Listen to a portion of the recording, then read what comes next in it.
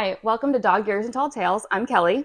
And I'm Margot, all the way behind the camera. And this is Casper. He's in my lap right now. And Juniper. You might be able to... Hi, Junie. They're so cute. Oh my gosh. Okay.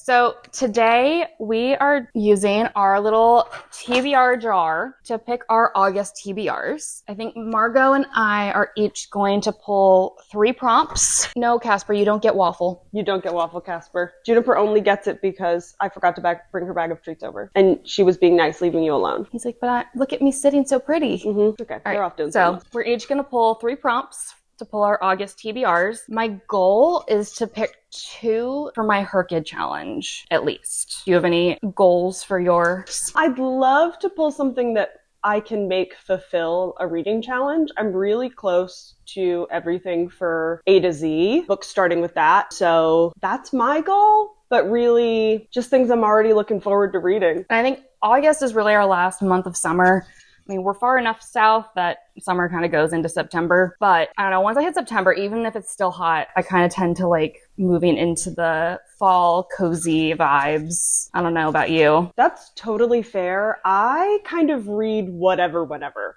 I will read a Christmas book in July. I mean, it was just Christmas in July. I will read a summer book in the dead of winter. I read a ton of Emily Henry in January several years ago, her very early summer stuff too. So it really, for me, it's just kind of, I'm very much a mood reader. So it's whatever is kind of striking my fancy.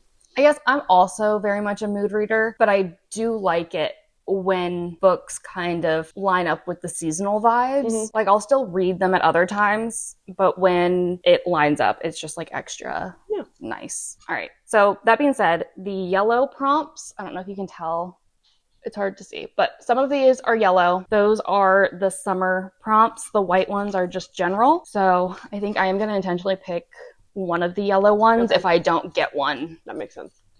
So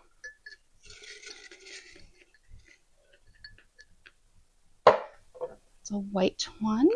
We have seasonal vibes. Well, I should specify the yellow is specifically summer, and then I have other colors for the other seasons. So this one is just any seasonal vibe, but it's meant to be current season. At least that was my idea when I wrote it. So do I have, Swift and Saddled. Mm-hmm. Would you say that's like a summery vibe? I think so. I read all of them in summer. So to me, they feel very summer, but I think so. Okay. For my summery vibes, I'm going to read Swift and Saddled. I did finish Done and Dusted last week, the week before, something like that. All right. So that's my seasonal vibes. Actually, I think since I picked that, I don't know if I'm going to pick a yellow one because I feel like that kind of counts. Yeah, I think it does. All right. Margot, would you like to pick your first book? And cameo.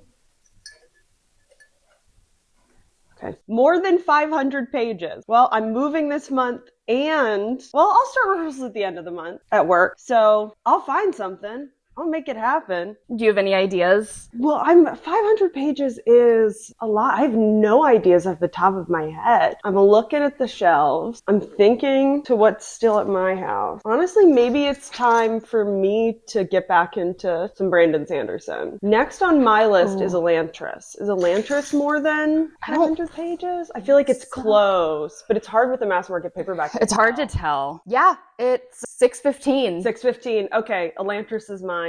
All right, awesome. We're getting back into the Cosmere. I've always been saying Elantris. Oh. I don't know. I don't know that it matters. Probably not. Honestly, looking at the cover, it looks like it's, because of where the face is, you can just show the book. It looks like it says Elantris because of this little head that I've never noticed before. You know what? You're right. I didn't even notice that. Yeah. All right. Well, Elantris, Elantris. That's my first pick. All right. The dogs really like the jar. I think Juniper's right off camera, but Juniper and Casper are watching the jar very intently. Hardcover book. Oh, lots of options. I don't know if that's going to focus. That's close. That's okay. All right. I don't know. I'm kind of in between The Invisible Life of Addie Larue, A Million Junes, or The 12. My gut instinct is last month of summer, do the one with June in the title. Addie Larue is a great fall for me. I read it in summer, but it feels more fall and mystical. Okay. I don't know anything about the 12, but That was like dystopian sci-fi. I feel like that one, like based on the passage, which is the first, it took place in like all the seasons, so it didn't have a specific vibe for me. Not that you need a seasonal. You already did that prompt. Right. But No, but yeah, I do like to kind of stay seasonal-ish. All right. So my second book will be A Million Junes by Emily Henry. I'll reach in. Hoping my hand doesn't look horrible on camera, just from this weird angle.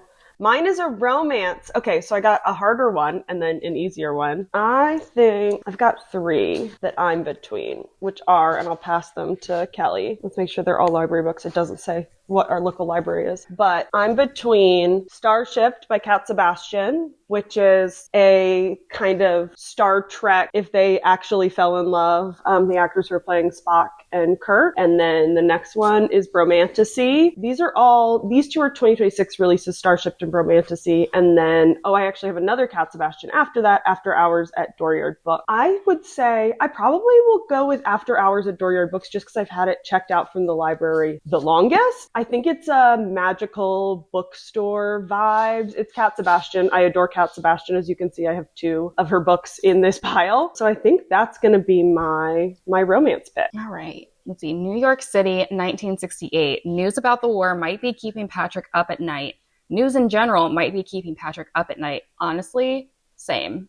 But he's doing fine. He's sure of it. He gets to spend his days selling books in the gayest neighborhood on the East Coast, and his nights merrily sleeping his way through the rare book community.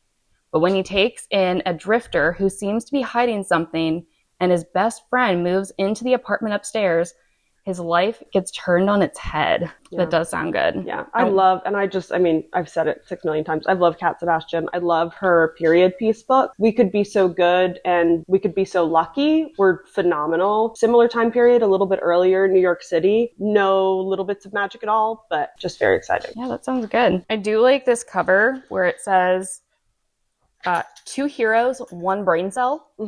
I've heard such fun things about that book. Very cool. Yeah. All right. We'll do my last pick. I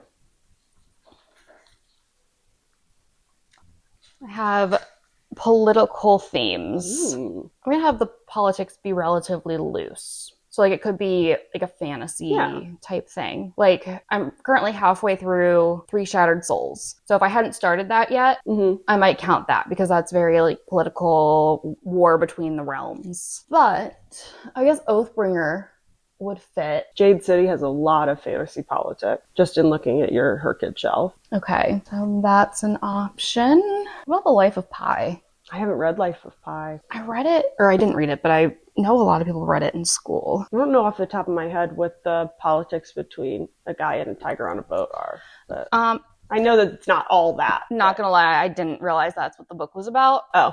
But given the cover, I probably should have. Yeah. I just never thought about it. The guy and a tiger on a boat. We had an option in school if we read that or... Oh my gosh, and now it's going to evade me. And there was no point in bringing up this anecdote. We had a choice between this book and another book, and I read the other book. So, for Life of Pi. So I haven't read it. I feel like the fact that Americans is in the title of Real Americans, you could argue it's political. Oh, paragraph. In immersive, moving prose, Rachel Khong weaves a profound tale of class and striving, race and visibility, family and inheritance, a story of trust, forgiveness, and finally coming home. I mean, the class and race is they're political themes, so that could work. Oh, actually, The Zero Game by Brad Meltzer. It takes place in Washington, D.C. Oh, I just caught a glimpse of the back. It's 2 Capitol Hill staffers. That's very much politics if they're working on Capitol Hill. Matthew Mercer and Harris Sandler are playing a mysterious game. It's a game almost no one knows about. Not their friends, their coworkers, and certainly not their bosses, who are some of the most powerful senators and congressmen on Capitol Hill. It's a game that has everything: risk, reward, mystery, and the thrill of knowing that just by being invited to play, you've confirmed your status as a true power broker in Washington. All right, I think I will go with The Zero Game by Brad Meltzer for my political theme. Cool. Now it's time for my last one. I might try to pull a yellow. I'm intrigued by this one. My last one takes place in the summer. So we might have to read some backs of books. I might go right back to Starship, because I feel like it starts, and I've read the first 3 pages before this was due back to the library. The first time, oh my gosh, sorry, I just caught that one of the main characters in Bromantasy is named Juniper. If I had caught that, I might have picked it for my romance. When does Pride and Prejudice happen? I haven't checked out because I've never read it. I've also never read it. And I joke that and I'm queer, I'm putting this out there, that June is Pride Month and July is Prejudice Month, which is why I checked it out as a bit, because I've never read Pride and Prejudice. That's actually hilarious. This isn't on Earth, because this one is. Oh, Kiss of the Basilisk. That's on my... I think I had the audiobook on hold. Oh, okay. I've heard it's crazy. Just this one. Nothing's telling me. That one honestly was just in the pile with the others. I don't think Blood Tide, the new holiday about horseshoe crabs, is really... graphic nonfiction? Yeah. It's a self-published, very silly book that I bought in LA when I was there last summer. This looks so cool. So last, I think it was January of 25, we did a week-long staff faculty retreat at work, and we had someone come in, and I work for a conservation organization, and we were doing, it was project planning, conservation project planning and stuff, and we read a couple of case studies on horseshoe crabs. And honestly, I really didn't know anything about horseshoe crabs, but after reading them, I was ready to go to war for these crabs. Oh, they're amazing. I love horseshoe crabs. I'm a secret biology nerd, despite the fact that I work in theater professionally. I love those guys. Yeah. I started college as a biology major. I'm going to peek at some on your Herkit shelf to see if that I also want to read. That I shouldn't have pulled a yellow one, because I'm looking, all the ones on the shelf that I know take place in summer I've read already. Actually, let me just open the front of some of these, because maybe it'll be July. Oh, I Was Born for This by Alice Oseman takes place at least in part, in August. Okay, let's do it. That's perfect, because it's for August. And I'm in my Oseman-verse era, because I'm rereading Heartstopper, so that I can read Heartstopper 6. I'm sure I could argue that a Heartstopper counts for this one, because there are so many of them that take place in different seasons. And of course it was right after we are it's time to Google. But I think I think we've got our piles then. Yeah. So I'll go through mine one more time. So for seasonal vibes, I have Swift and Saddled by Lyla Sage. For hardcover, I have A Million Junes by Emily Henry. For political themes, I have The Zero Game by Brad Meltzer. Okay. For over 500 books, despite the fact she looks tiny, the beauty of a mass market paperback. Yes, over 500 pages. Elantris by Brandon Sanderson. For romance, After Hours at Dooryard Books by Sebastian. And then for Takes Place in the Summer, I Was Born for This by Alice Oseman. Mine all kind of have I feel like they're all kind of a little bit yellow too. There's little. They all have a little bit of a yellow or orange. Mine are all just totally different. Yeah, I mean, hey, it's all good. Actually, they all have a little bit of yellow. Now that I look at it, because there's a little bit of yellow. That's true. And the title is yellow. I feel like yellow's a good August color. So I don't know if you're like this, but my months are color coded. In my head, every month has a color. Kind of every school subject has a color. I have the every school subject has a color. Oh, Juniper's trying to knock over a pile of books. I have every school subject as a color, but I don't have the months are a color. But I have aphantasia, so I don't picture things in my head. I can't, so. Interesting. Yeah, I actually, a coworker of mine discovered that she also has it yesterday, because I was talking about something having to do with it and giving directions at work. Huh. Yeah. Fascinating. Anyway, August for me is kind of like a yellowy orange.